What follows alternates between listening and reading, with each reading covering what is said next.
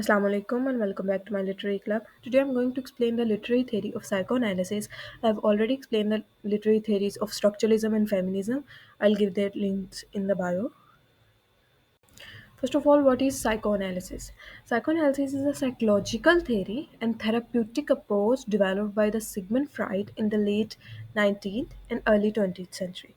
It focuses on exploring the unconscious mind, repressed emotions, and past experiences to understand and treat the psychological disorders.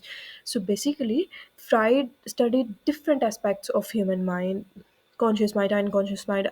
We'll discuss it further in the video, just to understand the causes of different psychological disorders, how the brain works, how the mental cognitive thinkings, how they work, and how to resolve the issues with our cognitive mind, with our thinking, and with these psychological disorders.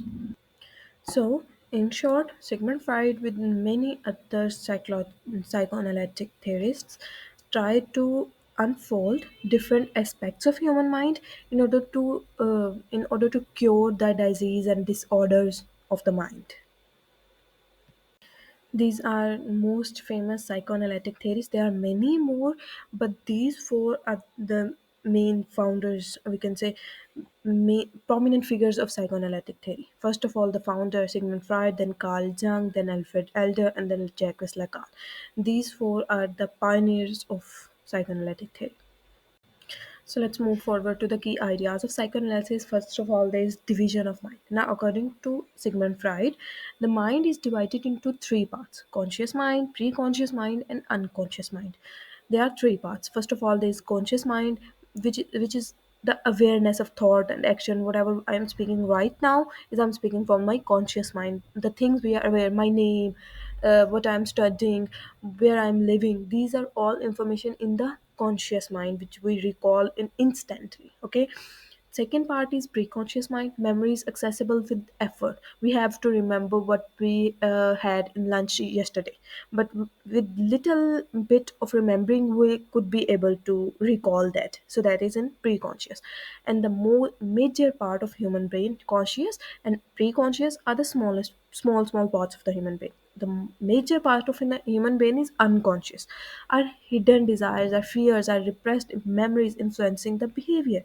The unconscious mind contains the things we don't even remember. Okay, our hidden desires, which even we don't even uh, aware of. Mostly there are many are repressed memories that influence our behavior, and those repressed memories lives in unconscious. I'll show you an image. Now focus on this picture. This is the iceberg theory of Sigmund Freud. He believes that first of all there is conscious. In conscious there are thoughts and perception. Then comes to pre-conscious. There are memories and stored knowledge. Whatever we store in our pre-conscious intentionally, and then whenever we try to recall it, comes to our conscious part. And then comes our unconscious part, which is deep down the instant instincts, fears, traumas, violence, selfishness, everything that we don't even mostly aware of, and things that we couldn't be able to recall whenever we try to. Okay, so these are the three divisions of the mind according to Freud. Next comes our Oedipus and Electra complex. Now, this is very important idea in literature and in psychology. Oedipus complex is a disorder, we can say, when a boy is sexually or unconsciously desire for his mother, okay, the opposite gender parent, and the rivalry with the same gender parent, okay, with the father. So that is like Oedipus complex, and same is the Electra complex, when the girl is attracted toward her father and have rivalry with with her mother. So that's a Electra complex. We have seen, if you have any of you have read Oedipus Rex, our very famous Greek tragedy, that was also based on this complex, Oedipus complex. And even this complex was based on the name of Oedipus, okay, the character Oedipus. So there is the very perfect literature example of Oedipus and Electra complex. This typically occurs in the phallic stage from 3 to 6 years. We'll discuss these stages in the further part. The phallic stage, it is from 3 to 6 years of psychosexual development. Now, next idea is the structure of the psyche. This is another Freudian model Sigmund Freud will propose that human psyche, the human mind, human thinking process is divided into three interacting parts. Okay, they are all interconnected, but there are three parts. Number one is id, ego, and superego. It is the instincts, the primitive and unconscious part of the mind, driven by the pleasure principle. Okay, so whenever there are immediate desire for something, there is it. Then comes our superego. I know I'm disturbing the order, but this is the easiest way to explain. Then comes our superego, which is the morality part. Okay, the moral and ethical components shaped by the society, shaped by the our religion, shaped by our parents, whatever. Okay, now this consists of guilt of bad actions and ideal self and perfection. So these ideas comes in superego. Then comes our ego, which is the bridge between it and superego. So this is the rational and conscious part of the psyche governed by the reality principle. It mediates between it and superego, the external reality. Okay. Now I'll give you the example. For example, I have seen a car in front of me and that looks very promising to me. So my aid is I want that car. Okay, and my super ego is no, no, no, no, you can't take anybody else's car, this is wrong, this is not according to the societal and religious norms.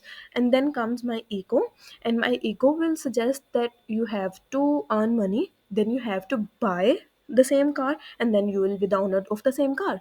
So you will get this car by the right path. Okay, so that is the bridge between it and superego. Hope you understand the concepts of id, ego, and superego. Now focus on this picture. This first of all, there is Ed, and the Ed is kind of satanic and devilish picture. Why? Because it is like I want this thing right now by hook or by crook. Do something. Go rob the bank. Do anything, but I want this thing. Okay, so that is our egg. Then this is our super ego, which is kind of angelic and no, no, no, we can't take this.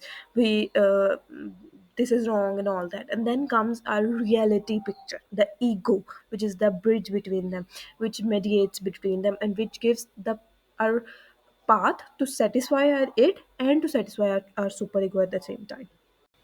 Then comes our dream analysis. Now, Sigmund Freud believes that whatever we see in our dreams is not something random and anything. It reveals our hidden desires, our fears, and repressed emotions. Okay, so most of you have experienced in their lives that whenever we think about something the whole day, or we are thinking very deeply about something, and then we fall asleep, and then we see the same things, the same events in our dreams also. So this shows our hidden desires for that thing. Okay, or our fear. So that was the idea of Sigmund Freud, and he calls dreams are the royal roads to the unconscious, and we cannot recall our unconscious parts intentionally in the awake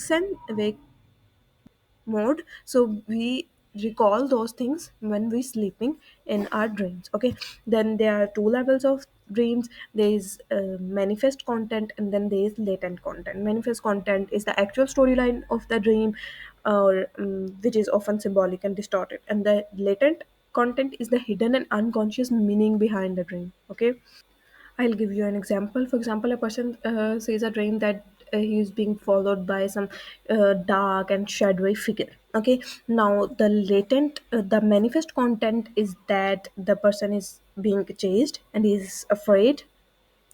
He's being chased by some unknown figure. Okay, now what is the latent content? Latent content shows the dark shadowy figure could be the id, could be our desires, or it could be our guilt, which we are unable to run. Okay, so this is the example of manifest and latent content. Next come our Thanatos and Eros, which is the Freud's drive theory. This is a very simple theory. Eros is our life instinct, the drive for survival, pleasure, love, and creativity. In this, whenever a person is feeling very reproductive or self-preserve, or you want to grow, or you want to connect, so that's an example of eros. And then comes thanatos, our death instincts, the unconscious drive toward destruction and aggression and self-destruction. The risk-taking part in some people comes in thanatos, that death instincts drives them to that adventure. Then comes the defense mechanism, which is another Freudian concept. Defense mechanism are unconscious strategies to protect the anxiety stress. So, according to Freud, whenever a person is passing through some failure or some rejection or some fear, so he adopts different defense mechanism to protect the anxiety or stress or depression. Okay, these mechanisms are not intentionally adopted, they are adopted by our inner mind, our ego, to satisfy. Okay, there are several, I have listed few of them. First of all, there is repression. Repression is pushing the distracting thoughts, the thoughts of that failure or fear, into the unconscious. So the forgetting of a traumatic experience is repression. For example, if many people, when they pass through an accident, they forget the exact part of the accident from their the memory erases of their accident. So that's a repression, because our ego repress that disturbing thoughts into unconscious mind, which we couldn't be able to recall. Then there's denial, that refusing to accept the reality. For example, ignoring any serious healthy diagnosis, or whenever you hear some very disturbing thoughts, for example, the thoughts about any failure, thoughts about the death of your beloved, the first reaction is that no, no, no, this can't happen. So that's denial. Then next is projection. It's attributing one's unacceptable feelings to others. Okay, for example, accusing someone else of being angry when you are. Okay, when you are getting irritated, you are saying that you make me get irritated. So that's an example of projection. Project your fall to someone else. Then displacement, there's redirect emotion to a safer target. Okay, yelling at the co-worker instead of your boss, because you can't yell at your boss. Yelling at your younger siblings instead of your parents, or instead of your elder siblings, because so that's an example of displacement, because you are displacing your anger to somewhere else, to a safer target. Then regression, reverting to the childlike behavior under stress. Okay, throwing some tantrums or all that things. Next is rationalization. For example, justifying your actions with logics or false reasons. Saying you failed the test because teacher disliked you, failed the test because the test was out of syllabus. So that is rationalization. You are rationalized. You are justifying your uh, false behavior through illogical ways. Okay. Then reaction formation, except acting the opposite of one's true feeling. Treating someone you dislike over kindly, so that's reaction formation, because you are forming your reaction, your fake reaction. And then lastly, there's sublimation, channeling that negative impulse into positive activities. For example, what the athletes do whenever they are very angry, they try to put that anger into their athletic movement, into the exercise. So that is sublimation. Next is the role of childhood experience in psychoanalysis. Now, Freud believes that the early childhood experience shapes our personality, they shapes our behavior, they shapes our well-being. Because if there's a fear or trauma from childhood, that will also impact our behavior, and that will last with us the whole life. Okay, then he says that there's unconscious influence of childhood traumas, of repressed memories. Then there is parent child relationship, because the attachments, the conflict, if there is a conflict with people parents, then a person will have to trust issues throughout his life. So this also affect childhood experience also affect. Then there is formation of superego, because the moral values and social norms are internalized from the childhood. So if there is deficiency of that superego from the childhood, then it will lag the whole life. Another very important point, the Freud's psychosexual stages of development. Now listen very carefully. According to Freud, our personality develops in five psychosexual stages, each focus on some erogenous zone, and the conflict in any stage leads to fixation. Okay, any conflict in any stage leads to the lack of something, the lack, or we can say lead to any disorder. Okay, influencing the adult personality. The same thing we've discussed earlier, that childhood experience, childhood traumas, childhood fear influence the adult personality. Same thing. Now he's going to explain that. First of all, there's oral stage, which is from 0 to 1 year. The player centers on mouth, which is the sucking or biting. a child could only do these two things, and that is his pleasure point. If there is fixation at that age, I mean, if he couldn't do these both things, he couldn't get the pleasure of sucking or biting at that age, then it will be fixation, and fixation can lead to oral habits like smoking, overeating, nail biting. He couldn't stop the pleasure from his mouth throughout his life. Okay. Next stage is anal stage, which is from 1 to 3 years, which focus on the bowel or bladder control. Okay, which is, we can also say, toilet training. If there is fixation in toilet training before the 3 years stage, anal stage, then it may cause an anal retentive, perfectionist, controlling, or anal impulsive, messy personality. Okay, these two things could happen if there is a fixation in toilet training stage, in anal stage. Then a person could be very much perfectionist, or we can say the OCD patient, or the or totally opposite, a messy or careless personality. Then there's phallic stage. Now there's focus on genitals, the development of gender identity, the genitals of both girls and boys. Okay, so this includes the, if there's fixation, uh, uh, other than fixation in this stage, there is Oedipus complex and ultra complex. But if there's fixation, if there's lack, or if there's deficiency at this stage, then these complexes grow. Okay, these attractions grow bitterly. Now the fixation can lead to relationship and identity issues.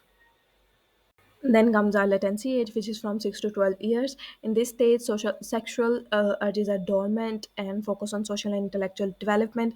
At this stage, there is no major fixation, but unresolved issues may resurface later. Okay. Then is genital stage from 12 years to onward, throughout the life. That is our genital stage. At this stage, there are mature sexual interest develops, focus on relationship and intimacy. A healthy resolution lead to well adjusted adult relationships. If there is deficiency at this stage, if a person could not develop interest, a person, there is, the environment did not help the person to develop the interest or to focus on relationships at that stage, then there are relationship problems throughout their lives with that person. Now, lastly, we'll discuss the application of psychoanalysis in literature. Okay, I've already discussed some examples. For example, example of Oedipus. We'll discuss some other examples. Psychoanalysis have widely used in literary criticism to analyze the characters, the themes, and the symbols, because the psychoanalysis, with the psychoanalysis lens, critics search in the text if there is a deficient, because if there's a deficiency in the character, that shows the deficiency of the author.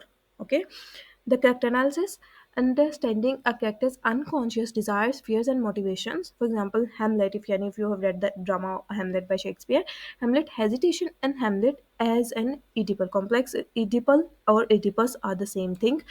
Then there is symbolism and dream interpretations, identifying hidden meanings in symbols and dreams with the text. For example, the green light in Great Gatsby as an unattainable desires. Okay, the green light shows the unattainable desires. Same thing we have discussed in the dream interpretations, that dreams symbolize something. Okay, then author psychology and analyzing how the author's unconscious influence their writings. For example, there is a Mary Shelley's novel Frankenstein.